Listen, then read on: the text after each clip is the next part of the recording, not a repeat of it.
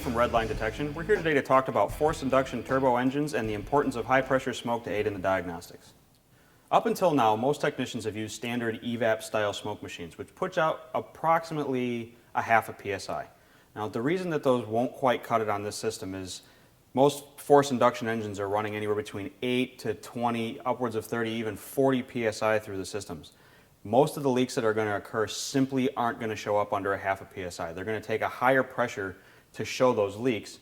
That's where the variable pressure is really, really important. With the variable pressure machine, we've got upwards of 20 PSI to play with, or 40 times that of a standard smoke machine.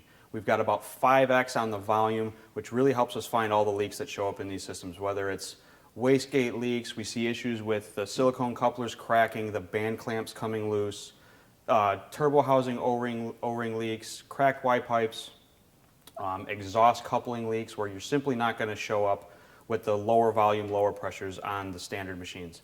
However, this machine is not a replacement for EVAP. This is another machine specifically designed for forced induction boosted engines. To find some of the leaks, you might not necessarily need 20 PSI. What we would recommend doing is starting out at a lower PSI.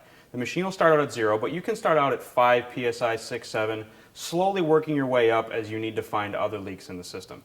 Now, the equipment's very simple to use. It's got a simple on-off button to induce smoke or to do an air-only test. So we're going to push the button, which turns our 10-minute smoke cycle on.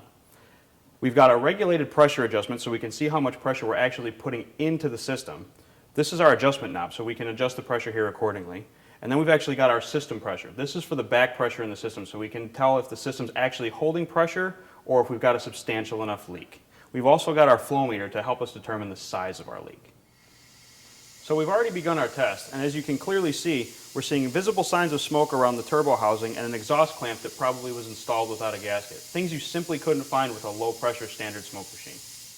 One of the greatest things about this new technology is now you can test the entire system from the intake manifold all the way to the tailpipe at once, and most importantly, with the engine on.